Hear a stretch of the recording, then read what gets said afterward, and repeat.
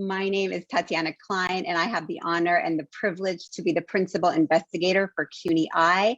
I am joined by Ariana Mangual Figueroa, Nancy Stern, and Cynthia Carvajal in our leadership team, as well as many faculty, doctoral students, and educators from New York State that you'll be meeting throughout the series. If you have not done so already, please complete the poll. So that is going to come up if it hasn't already, so we can learn a little bit more about who's in the room. And then what we'd also like to ask is for everyone to rename themselves by clicking on the 3 dots by their image, or you can also do it by clicking on the participants. And what we'd like you to include is just your first name and a comma, and then the name of the breakout room that you'll later be assigned to, because remember, this is a workshop series, this is not a speaker series, so we're going to really dive in. So the breakout rooms are named after the modules we have. Immigration issues, which is all topic that's for anyone who wants to learn about current immigration issues. Then we have a module for elementary, immigration in elementary schools, secondary, or refugees. So please rename yourselves issues, elementary, secondary, or refugees after your first name, as you can see in the slide. Also, just so you know, right now we are live streaming, as you heard. We are live streaming on Facebook for the first hour, so you can turn off your cameras if you'd like. Also, we encourage you to turn your cameras back on when we go into the breakout rooms, which will not be broadcast. So with that said, I'm going to now give you 1 minute to, oh, I see that. Polls in progress. Sorry. So now what we're going to do to get us started is we have 2 very special guests with us to provide opening remarks. The first is our City College of New York President, Vince Boudreau. He was appointed as president of CCNY in 2017. But what I think makes him unique from most college presidents is he not only was a dean at City College, but was also a professor. In my time at City College, he has always been supportive of our immigrant students and makes time to listen to them and to learn from them. We are very fortunate to have him here and to experience his leadership style, which is always from the heart. Thank you, President Boudreau, for being with us today. Thank you, Tatiana. You know, you just made me change what I was going to say. So what you have, so let me just improv here for a second. You know, I came in 1991 and just stayed for this is I'm starting my 30th year at City College. And there was a moment, you know, right about when you're up for tenure and you're not sure you're going to get it, and you start looking around for other jobs and wondering, you know, does your future stay at this institution or some other place? And I'm a political scientist. And I was teaching Barrington Moore's sort of magisterial book, The Social Origins of Dictatorship and Democracy. If you don't know it, it does these deep historical, long-term comparisons between about 8 different nations: India, Japan, Germany, England, France, the United States, Great Britain. And the book raises the question of, you know, what determines whether you become a democratic place or an authoritarian place or subject to revolution? And I was in the classroom. I love the book. It influenced how I write, how I think. I'm in this class, and it's like no other class I've ever taught on that book, because what I realize is I have a class full of students from all over the world. And remember, this is 1990, so the Berlin Wall has fallen just a few years ago. The democratizing revolutions are sweeping Southeast Asia. Latin America has already gone through that period of you know, overthrow of authoritarian regimes. And I'm in a room of students from around the world who are each trying to understand the book, but also understanding fundamental questions of how they want their people, because they, you know, our students exist between America and where they come from. They're trying to figure out what it meant for their people. And I walked out of that classroom and I thought, you know, I'll never have the opportunity to teach at a place like this, you know, and I'm never going to leave. I'm going to stay at City College for my whole career. And I say that for a number of reasons. I think the heaviness that we all probably felt in the wake of all of the anti-immigrant rhetoric that came out one right after another in the wake of the 2016 presidencies. We've been, all of us, I think, on a kind of war footing, figuring out like how far can we go towards declaring our campuses, sanctuary campuses without actually saying it? What kind of protections do we set up for our students? Where do we fight? What kind of work do we have to do to reassure our students that they belong here? And I say that because that has left a stain. These last 4 years has left such a deep stain. We have such work to do because it only took 4 years for us to instill in the minds of young people all around the world, maybe I'm not welcome in this place. That was built on the idea that we were a destination for people who were thinking about a better life for themselves. And you probably felt with me on January 20th, this kind of lightness that at least for the moment, we don't have to worry like which of our students are stranded in Iran or what's going to happen in the next round of taking shots at DACA. And all of this kind of for the moment came off our plate. And the work we have now is to dig deeper and try to institutionalize what we've learned have been kind of politically fragile positions about the rights of immigrants, the rightness of immigration for our institutions and for our schools. Particularly at CUNY, we are the doors that we have. These are the doors that students from the whole world has always walked through to come and become Americans. It's not just that like every other educational institution in the United States, we would like to be open to the world and be a place where people can be. This is the place where the most diverse city in the country cements the diversity of people that have just arrived to the fabric of American society and American life. And so we're so well positioned for this conversation. We're so well positioned, not just to make sure we clean out internally the stench of the last 4 years, but that we figure out how to talk about immigration in a way that is more durable and effective to an external audience that we have learned can be surprisingly and disappointingly fickle on the question of who gets to be in this country and whether it's a good thing or a bad thing that we're as open as we are. So I want to really congratulate, especially the leadership group of this workshop. I think it is so important, and you've demonstrated, not just in putting this together, but every step of the way in the defense of the rights and futures of these fantastic students. You've put yourself on the line, and this is just the latest chapter in just a series of fantastic work you've been doing. So I'm so proud that you've done it for CUNY, that some of you are representing City College in this work. But I think really this is a time for us to think as a university system about the mark that we make now, that we've always made historically, and that we'll make in the future in the realm of education and immigration. So congratulations to all of you. Thank you for giving me the opportunity to talk to you, and good luck in this really, really important endeavor. I wish you all the very best. Thank you so much, President Boudreau.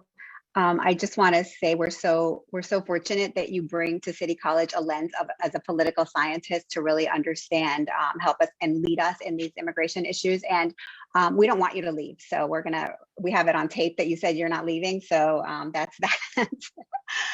Thank you. I would like to now introduce our next person who's going to bring us opening remarks. And it is my honor to introduce New York State Regent Luis O. Reyes. He is a member at large of the New York State Board of Regents and represents all of New York State. But what we especially appreciate is how he always centers multilingual students and immigrants, which he does from his groundbreaking work and has always done from the Aspira Consent Decree to his role at Centro, the Center for Puerto Rican Studies at Hunter College. Regent Reyes, we're so glad that you can be with us today and that you're always here when we call on you.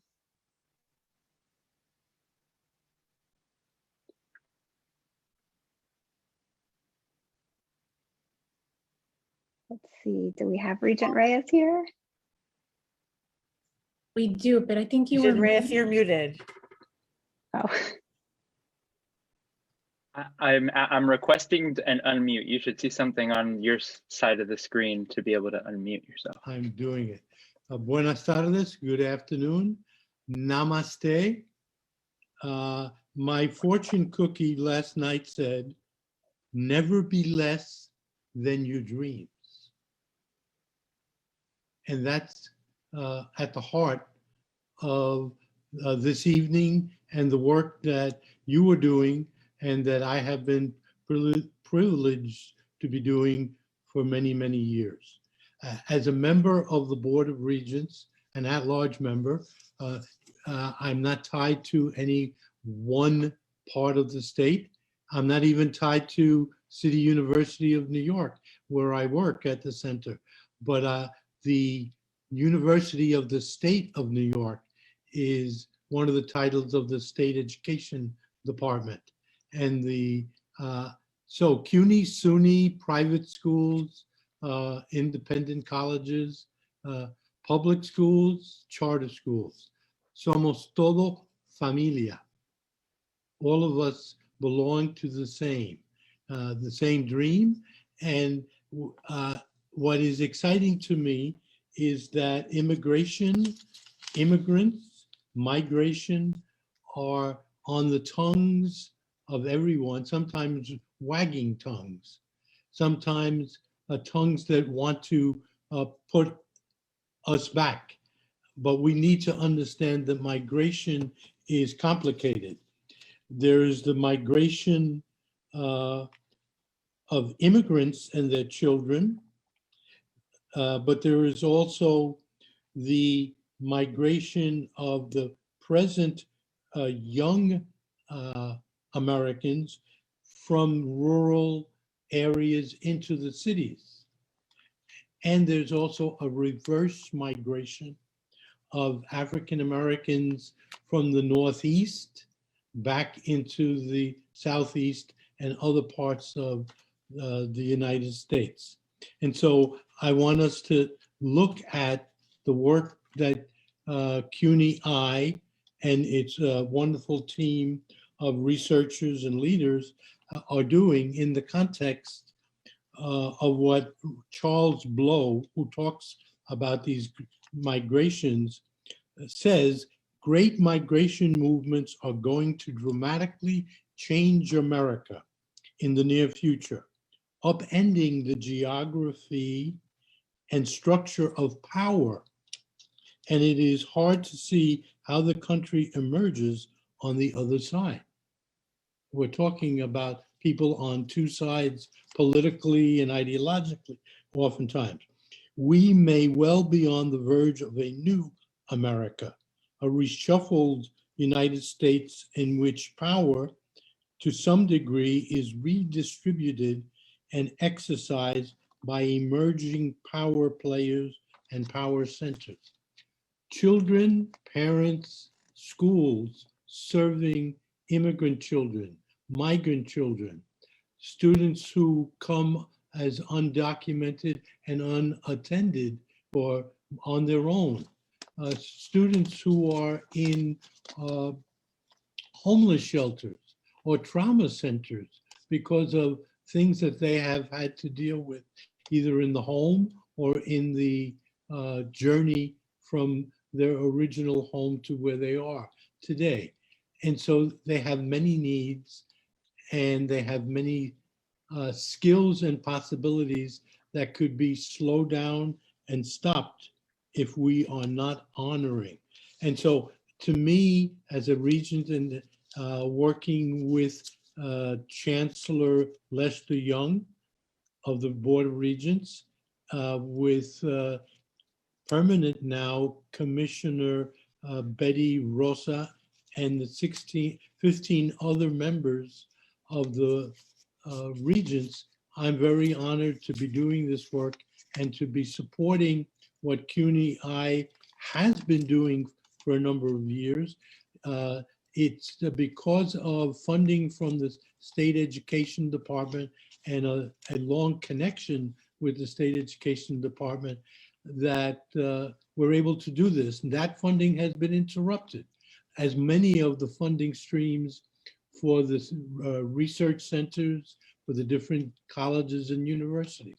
We're all depending on the new administration in Washington, and we're depending on the administration in Albany, as well as in local municipalities, to support CUNY-IIE's work and the work of the Office of Bilingual Education. All I want to say in finishing is there's much more that's being done than can be talked about tonight. So I ask you to go to the Office of Bilingual Education and World Languages, to the state education website, and look at those other elements and understand that we're all in this together. We were unanimous in supporting Betty Rosa and unanimous in supporting Lester Young. Leadership has to be shared, and we have to be together working for the common good and for the new America that is happening around us. Thank you.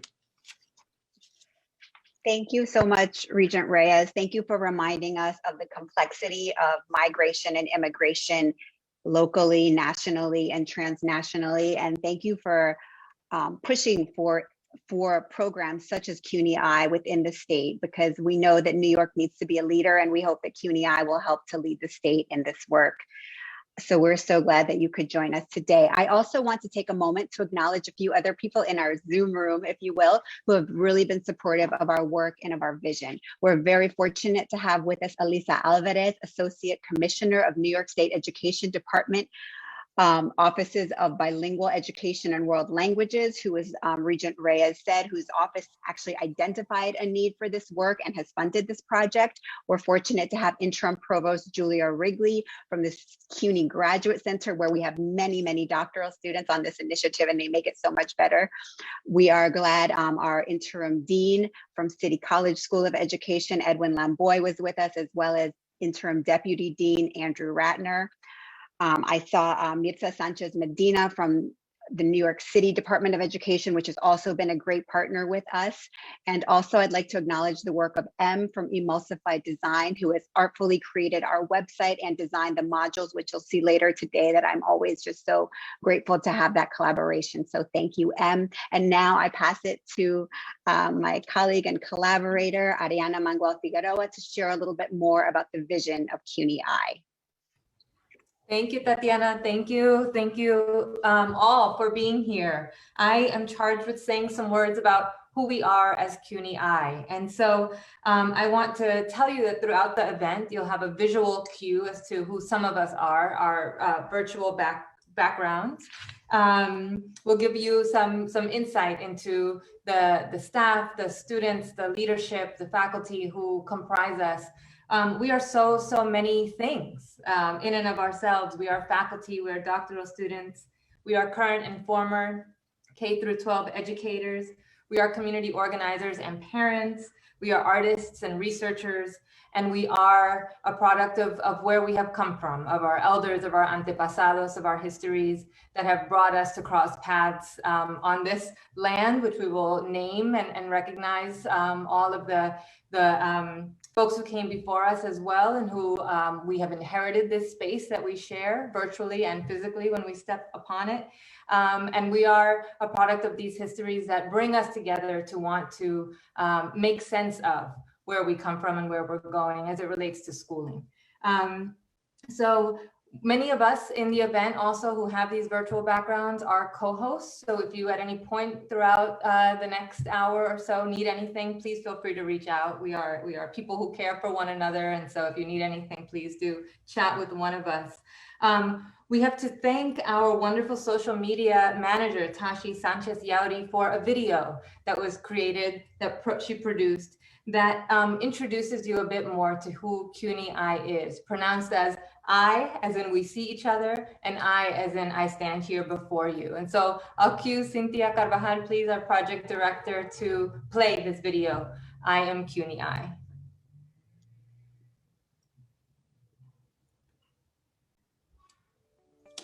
Hola, mi nombre es Glisette Colón y yo soy CUNY-I. My name is Brian Mercado and I am CUNY-I. أنا اسمي أنثوني حرب وأنا CUNY-IIE. أنا اسمي فرح أنا CUNY-IIE. My name is Khadija Monet Martin, and I am CUNY-IIE. Me llamo Lorena y soy CUNY-IIE.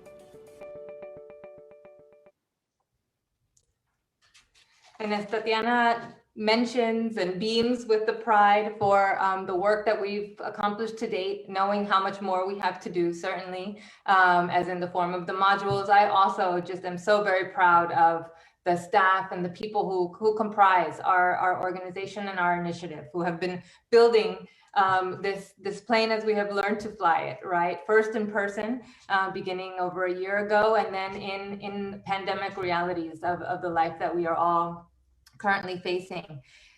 Through this time, we've maintained a vision and we've articulated a vision, and this evening is about bringing that vision to life and sharing it with you through a process of learning, right? So I'd like to read and share that vision with you before we tell you a bit more about what we do, and then share some of our grounding principles together to ground us this evening. So our CUNY-IIE vision reads as follows. Communities and schools are shaped and strengthened by the migration of people and ideas across the globe. The City University of New York Initiative on Immigration and Education, CUNY-IIE, creates opportunities for educational stakeholders to learn from immigrant students, families, and educators directly impacted by restrictive immigration policies and educational inequality. We aim to develop multimodal and multilingual resources that center the strengths of mixed status immigrant communities that include undocumented, refugee, and asylum-seeking members. At CUNY-IIE, educators, researchers, families, and local leaders work together to learn about, from, and with immigrant communities, to act in ways that center our shared humanity regardless of our legal status, and to advocate for equitable policies and opportunities. And when I glance at the poll and I see who is present with us here this evening, I see that there are some caretakers and some youth and some activists and organizers. And I see that the vast majority of us are K through 12 educators, college and university educators, and college students. And so I know that you share with us this disposition to be learners who then learn to act and advocate based upon what we learn together. I also see that the majority of us here are of immigrant origin. And so I know that we bring these firsthand experiences, these strengths, and the leadership that we learn as we cross borders, as we navigate new spaces and difference. I know that we bring that to our work and to our conversation this evening. So as I said, this evening, we invite you to engage with us and this vision by getting to know us in our professional development modules. Please do remember, if you haven't already, to rename yourself, first name, and the module you'd like to join in the breakout room so that we can smoothly place you there in just a little bit. So in terms of what we do as CUNY-IIE, I'll have the distinction of telling you about two of our activities. The first is that we've partnered with 11 schools across the K through 12 continuum and across New York State. And you can see the representation of our schools here, elementary and secondary, and welcome to all of you who have joined our teams and become thought partners and leaders in this work across the state. We have appropriated the term SLT, so we have school leadership teams that are comprised of the school leaders, of educators, of parents, and we are building towards including youth and other stakeholders in each of those school communities in this important conversation about where immigration and immigration intersect in our schools. The second thing I'll mention is that we are building towards, with each of these sites, these 11 sites, towards a data exchange, where we're learning from the students, the families, and the teachers in each of these schools, and that we're learning from and also in the service of, right? And so we, in the relationships that we're building this year with our partner schools and in the year to come, we're hoping to really intentionally be able to ask and answer questions that will support schools to support their families and their students. Thank you, Ariana. I'm going to go ahead and talk about the next area, the next two areas. And the first one you're going to learn a lot more about soon, which we'll be launching today, are 4 comprehensive modules that are based off the Supporting Immigrants in Schools video series, which you can find on the CUNY-IIE website. However, the modules go much deeper than the short videos as they allow educators across New York State and beyond, of course, to think with their school communities and work in those communities to develop and deepen their understandings about immigration issues and how they show up in schools at different levels and across different immigrant subgroups. So you'll be learning much more about one module in the breakout room, and then we have them all available for everyone to visit on our website. Something else that we've started this year is mini classes for CTLE credit. So this year we offered mini courses to educators across New York State related and connected to our 4 modules, which are currently being taught by two of our CUNY-IIE team members. And what we saw was a really great interest, and really we didn't create enough space. So what we're going to do next year is create more opportunities, particularly because this is one of the few spaces where we directly address immigration issues, as they're not explicitly mandated in teacher education or even teacher administrator programs. So since you're all here, we'll make sure to put you on our listserv, and we'll share when these opportunities become available for the next school year to continue spaces for learning. And the next projects that we want to talk about, and I hope you can see me miniaturized in the slides, but one of those projects is UndocuEDU. So when we think of this work of supporting educators, often a group that's not represented are documented or undocumented prospective educators that are interested in also being teachers in the classroom. They were often influenced by their own teachers to pursue education, but because of the convoluted process that is to get accredited as a teacher in New York, the limiting process that you need to have a social security number, that's where DACA recipients then are allowed to access some resources, but then undocumented students or undocumented educators are not. And so this group is really conducting a report and awareness videos to talk about what that looks like and how it impacts New York State. Because ultimately, if your students can connect with your teacher because they navigated similar experiences of immigration, especially undocumented immigration, that's something that's beneficial for the state. And secondly, it's immigration liaison. So we partnered up with the New York State Youth Leadership Council and part of a subset group in their space, TeachStream, to support creating a report that would talk about how to create an immigrant liaison position in New York City in this report, but ideally across New York State high schools. And so this would mean one person that would help any immigrant student that is incoming into the school, that has been in the school and is navigating their status, to then directly provide services, which we're hoping then will help both city and state officials in creating similar positions in those spaces. Oh, I stay on, I don't leave yet. And so grounding principles. And so in talking about everything that we're working towards, that we're working on, and we're collaborating with other spaces in, the work of CUNY-IIE is firmly grounded in a set of principles that we'll be talking about here. All of these reflect an overlapping themes to both inform our thinking and our work in CUNY-IIE. And so you've seen this probably across the logos and our website and our social media, but this idea of learn, act, and advocate. And so one of our primary goals is to learn about and understand the experience and the experience of migration, especially from the point of view of those most directly impacted, so immigrants themselves.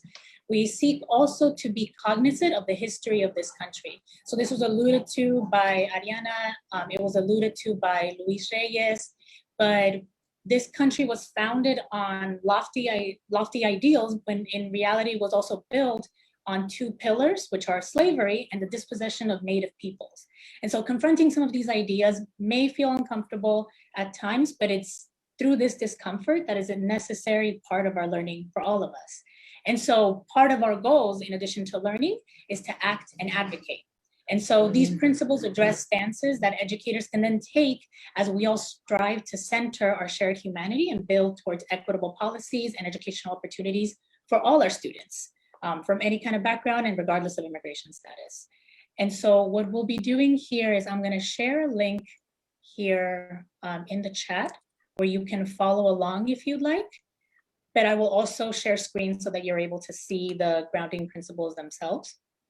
Each of our staff members here that has the Zoom background, that it's CUNY-IIE, will read one of the grounding principles, and I'll be sure to give you all the cue when to read that. Let me transition into a different screen. Here we go. Okay. Oh, just a second. So reading our first principle is Tatiana Klein. Black immigrant lives matter. CUNY-I stands in solidarity with all those fighting for equality and justice in the Black Lives Matter movement. It is therefore important to approach this work with a sense of solidarity in mind.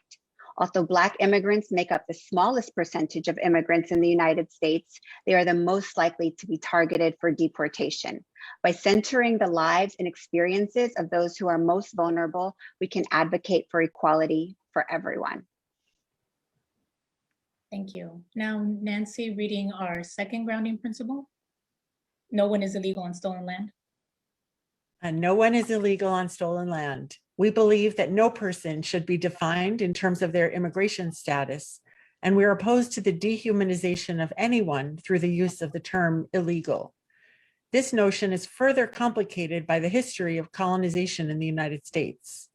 New York State resides on lands stolen from Native people, Lenape, Haudenosaunee, Mohican, Abenaki, Erie, Canarsie, Rockaway, Algonquin, Merrick, Massapequas, Matinecock, Nissequag, Setauket, Korshog, Sikatog, Unkashog, Shinnecock, Montaukett, and Manansit.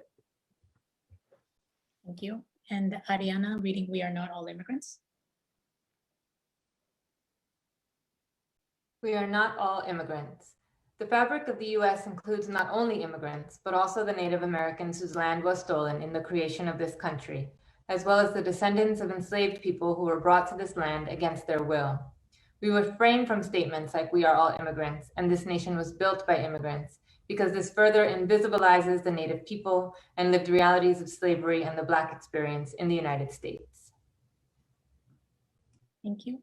Now, Dina, reading The Immigrant Experience Exists Beyond the Latinx Narrative. The immigrant experience exists beyond the Latinx narrative. The rhetoric on immigrant rights in the United States often centers on Latinx communities, and specifically the Mexican experience. In fact, the immigrant experience in the US encompasses many countries, races, and ethnicities. As we seek to advocate for equitable opportunities for all immigrants, in the New York context, it is vitally important to recognize and make space for immigrants outside the Latinx diaspora. Thank you. Khadidra, reading Immigrants and Students Labeled as English Language Learners Are Not Interchangeable. Approximately half of all multilingual learners in New York are US born, many of whom grow up in multilingual homes and require additional support to learn English via bilingual education or English as a new language, ENL programs. In addition, many immigrants arrive from English-speaking countries and/or are already bilingual. Ideally, all students, and especially those who speak a home language other than English, will be given the opportunity to become bilingual and biliterate in school. It is important that we not conflate the two distinct, though overlapping categories of students who are immigrant origin with students who are categorized as English language learners. Thank you. Anjali, with the immigration experience is complicated. Thank you, Cynthia. Okay. The immigration experience is complicated. Reasons for migrating to the US vary among individuals and families, but leaving one's home, family, language, and culture is often traumatic.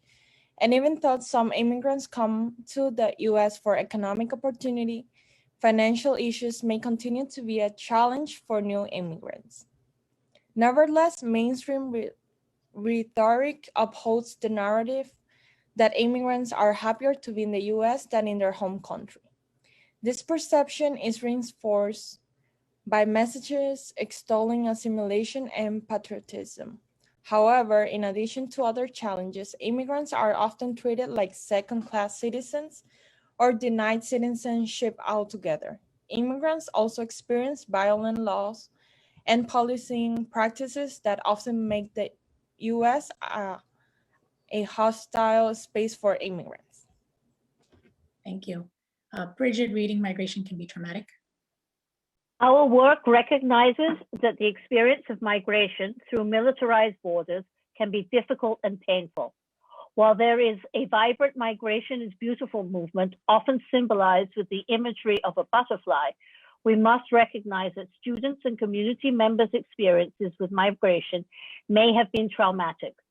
We wish to understand and recognize these experiences by incorporating mental health resources and socio-emotional support in our work. Thank you. Cecilia, reading xenophobia is systemic.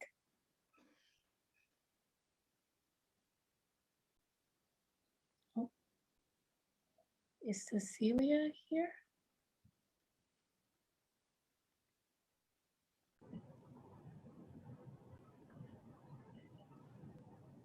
I'm not sure if Cecilia's here. I can't see her in the chat, but I'll go ahead and read it in her place.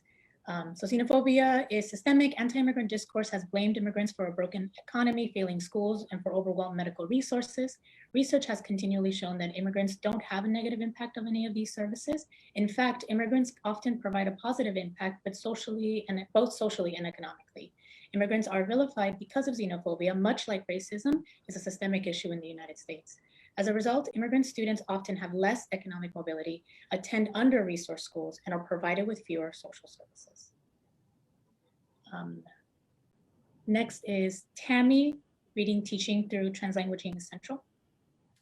We believe the home language practices of immigrant origin students, which include different languages and varieties, are a strength that must be a part of their education. Translanguaging pedagogy, which deliberately integrates flexible language practices into education, allows for student voices and learning experience opportunities across programs, content areas, and levels. All instruction should draw on students' many linguistic resources, regardless of whether they have been labeled as English language learners. Thank you. And last but not least, Yinka, reading We Aim to Move Beyond Allyship to Working as Accomplices.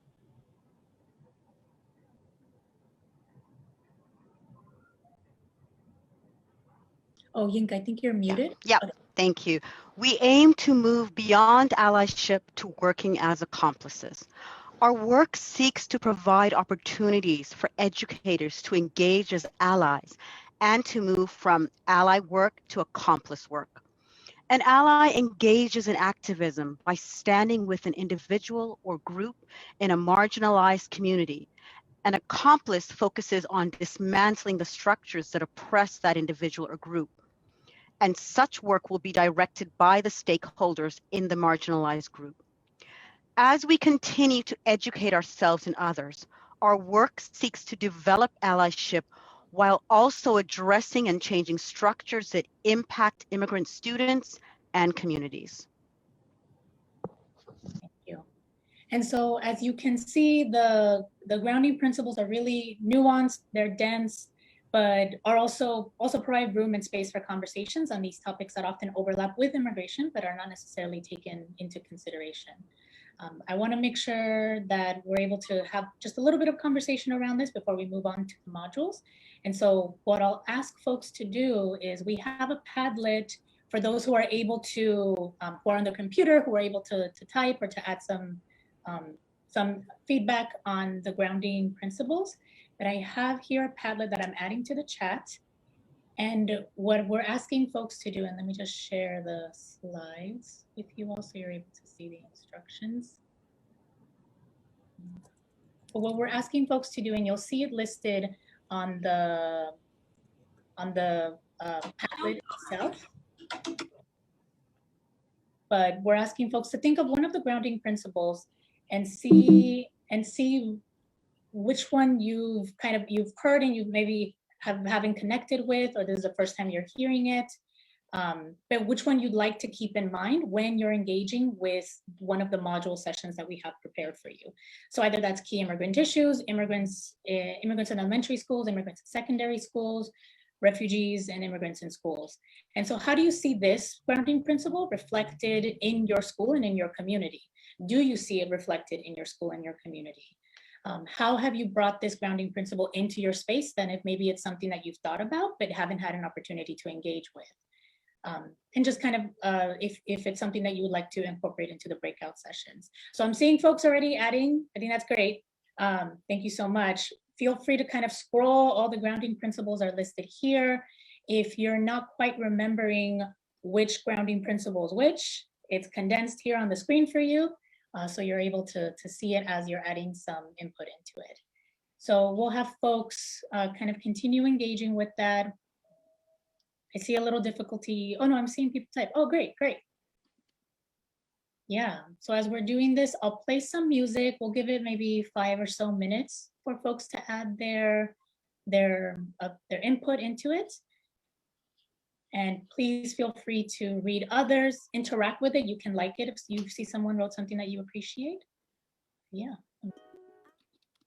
For our folks on Facebook Live, I'm putting up the kind of the responses that folks are putting in real time, so they're able to see what's going on.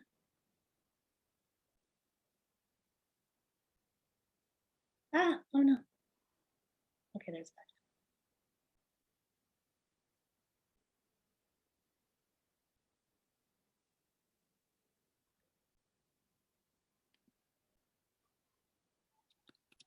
You'll also, this is totally optional, you also notice that there's an opportunity to add a column. So if there's a grounding principle maybe that you think, oh, you didn't talk about this wasn't mentioned, please feel free to add it as well. We welcome any feedback on this.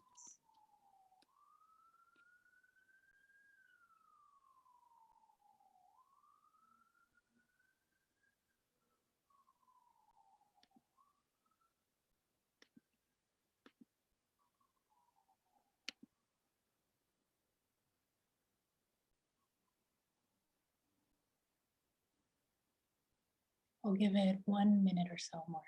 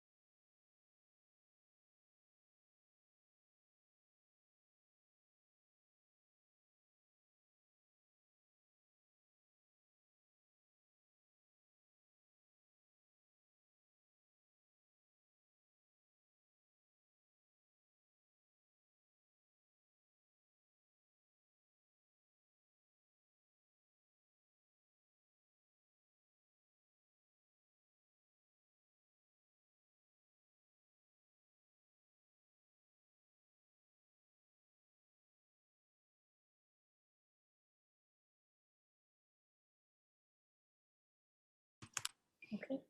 Thank you so much, folks, for participating. Please feel free to continue adding to the document, to the Padlet. I mean, it's really, we'll definitely be sure to look at it, to read through it. I'm already kind of seeing what folks are adding and really appreciate the comments, the feedback, that anything that we could implement within our space.